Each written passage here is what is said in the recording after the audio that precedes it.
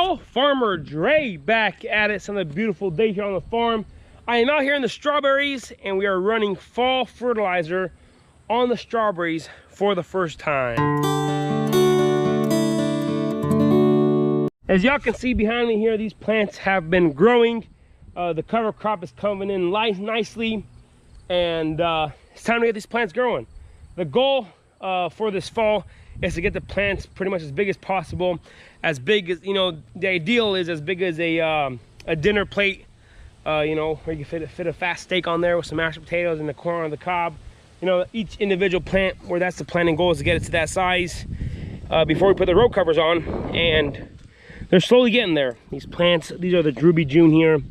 They've put on a few couple of leaves here since we planted them, and so far so good. Once the plants get to the size, we're gonna go ahead and, or whenever the temperature, the weather changes, and whenever the average low temperature in November, December reaches around 20 degrees, we're gonna go ahead and put on the row covers and cover them up, and then we'll get them going for next spring.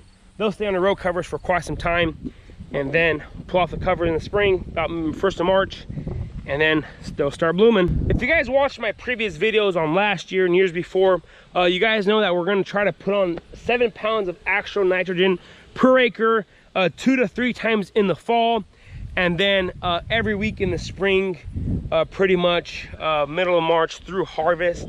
We're gonna go ahead and I'm doing that on this first section here. We have 3 blocks here this year.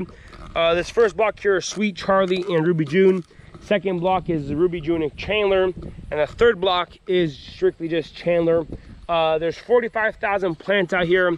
That's right under about 4 acres, so I'm putting about 10 pounds of actual N per acre or per block here, and then we'll get them fertilized and watered. They have plenty of moisture. It's been raining here, so right after we got done planting strawberries, it rained it rained about every week, about 1 inch or so, maybe a little more. So that's good. We need the moisture. We could, you know, the trees need it, the farm needs it, but the strawberries, they're taking advantage of that. So we're running irrigation through the water. We're fertigating. I'll show you guys the entire system there. But yeah, so far so good. I'm gonna go ahead and show you guys the Sweet Charlies here. These are planted right after Labor Day. So the plants came in right after Labor Day. These are the first few rows that we planted here. And look at this. We've got, you know, a nice healthy runner. We'll come back through and pull off these runners later on in this fall. We've got some beautiful plants. They are looking good. Absolutely beautiful. You can see what leaves came from the nursery. So right here, this leaf, and this leaf came from the nursery, and all this other stuff here, maybe this 4th leaf is, I'm gonna go ahead and pull off the leaves, probably shouldn't, that came from the nursery, and I'll show you guys all the new growth. This is the new growth right here. We got some fat leaves here. Everything is looking good, nice and clean. No weeds so far. So like I said, we'll come back through later off in the year, pull off these runners, and then we will get them going pretty good. So what I'm using to fertilize now is just a triple 20, just a basic fertilizer. And the reason I'm using a basic 20 or a triple 20 is it makes the potassium phosphorus more readily available to the plants in the fall. So the plants are still young. They don't have the power and energy to pull up the P and K that we put dry on. So just putting on triple 20, making sure the plants have a good kickstart. And next week I'm gonna run some calcium nitrate, but for this week we're running some just triple 20. One of the downsides of having 3 different blocks of berries is you got to set up irrigation 3 different types. So I just got done irrigating this section, ran the fertilizer. I let it run for about ½ hour or so without the fertilizer to kind of get the fertilizer in the ground. You don't want to run it too long, because then you could get potential to leach the fertilizer. But what I'm doing now is I just turned on this irrigation system, or for the backside for the Chandlers there. I'm waiting for this lay flat pipe to, you know, we don't have a pressure regulator, so it's all by feel. So I got to come in here and turn off this valve. There won't be too much pressure on the line there, you know, just by filling it, and then we'll run the fertilizer. So I like running the fertilizer, and this is what they recommend. Let it run, let the lines fill up full of water, because the drip tape is made special that it will not leak water out of the emitters unless the entire line is full and you have plenty of pressure. So the pressure on the line has to be more than 12 psi for each individual emitter to let go of the water. So that's why whenever you plant your garden or anything, you can't really use like PVC pipe or any other hose and just kind of make a hole in it. because the hole closest to the water source is going to leak first. With this drip tape, the entire line needs to be full of water at 12 psi, and then the emitters will start dripping water, and then whenever it's full of water, we run our fertilizer and get an even distribution of fertilizer throughout the whole patch. So like I said, this is a triple 20 here, and I got my fancy mud or drywall mixer here, construction mixer. I just mix it up nicely here, get it all mixed up, all the fertilizer dissolved. And then you want to do this beforehand. So I did them all three at the beginning, let them sit in water, and then hopefully by the last one they'll all be 100% diluted here. So let's go ahead and churn on the fertilizer. Alrighty, so I'm gonna go ahead and there's no fertilizer going in. I'm gonna go ahead and put this in the bottom of the bucket here, put the handle over it, make sure that it's secure, nice. So this is just a flow through fertilizer. I'm gonna go ahead and put a link for this fertilizer injector here in the description box below. I actually made a video, which I'm gonna link down below as well, of how to make a DIY fertilizer. I did this with a 1 1¼ inch pipe. We got 1 1/4 coming through there. We got a straight 1 1/4. This converts to 2 inches here with this quick connector here. And right now we're just running clean water. All I gotta do to run fertilizer, if you guys wanna watch the hose there, is shut this valve a little bit, and it's gonna start sucking fertilizer through the system. And yes, it does knock down on your pressure a little bit, but I am pumping 35 gallons a minute out of the ground, so I'm not using all that water. So there's plenty of pressure now on the lines. We are running the fertilizer, and that's all it is. It's very simple. Whenever you shut this valve, it forces the water to go through here.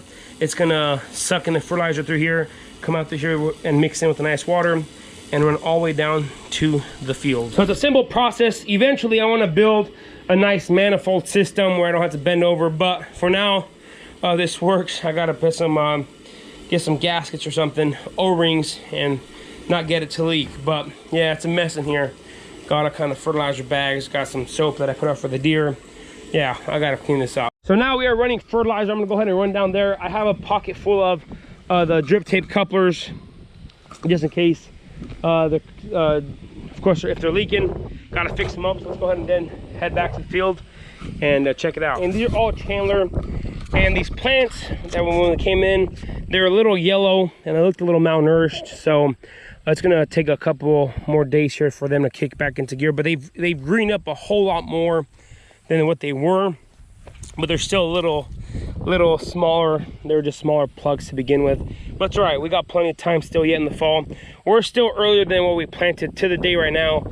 We got done planting last year, the last week of September, and these have been in the ground already for 2 weeks now, and this is the last week of September. So we're still ahead of last year, but these plants, they've grown some.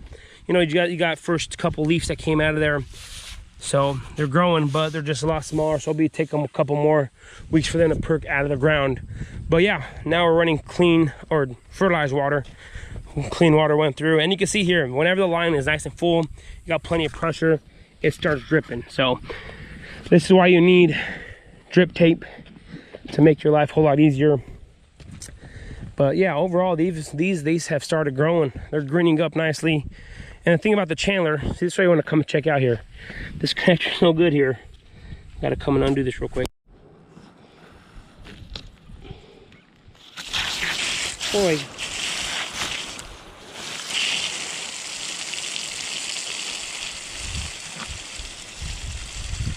Look at all that blue water. That's fertilizer.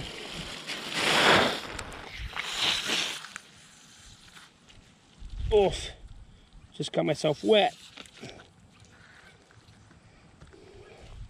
You don't want to do that. Nice thing about the triple 20, they put a blue dye in it so you can see when the water, when there's the fertilizer water gets there.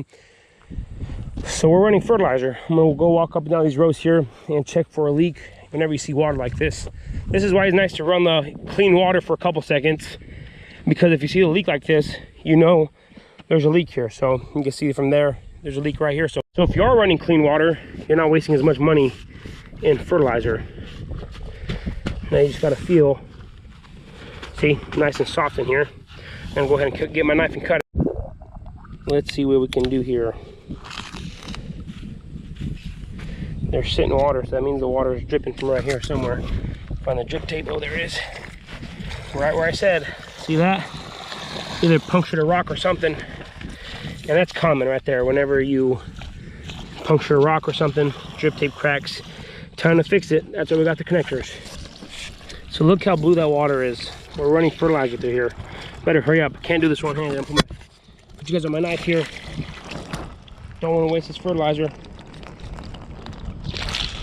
Oh man, you're making a mess here. Put the connector on both sides. There you go. Nice and fixed. Maybe I should have came through here first before I started running fertilizer, so I can get all the leaks fixed. But compared to how these Chandlers were, they are perking up really good. I'm really happy how they're growing. That's good. And that's why we put in all this time and energy into growing them, so we could make it look nice. So in my videos, you guys probably realized or saw that thing right there. That's the old ski or the snow bluff. There used to be a snow bluff here back in the 80s, and now it has strawberries planted on it. But yeah, it's a pretty historical thing here in Southwest Missouri. Everybody, I mean, anywhere from the entire Midwest and the lower Midwest, you tell a person or an older person where the old snow bluff used to be, they know where it's at. So it took us 5 days to plant all the strawberries, and you can see the difference between day 1 and day 5. These are all planted. The second half was planted day 5. These are part of day 4 here, I think. Not really sure, but yeah, you can tell big difference between planting dates. So far so good. No leaks here. That's good. Only had to put one of them.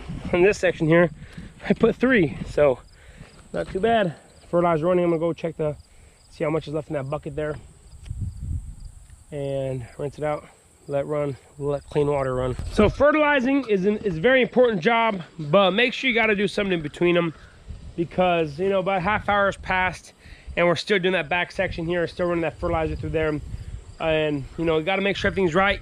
But you can't just sit here all day waiting for the fertilizer. So I'm gonna finish off that section. I'm gonna go ahead and do this front section here where the sweet Charlies are. Like I said, these plants are looking very, very good so far. These ones perked up real nice. They were nice green plants from the nursery, nice and good. The Chandlers will start looking like this pretty quick, hopefully another week or so. But in a week or so, these ones will be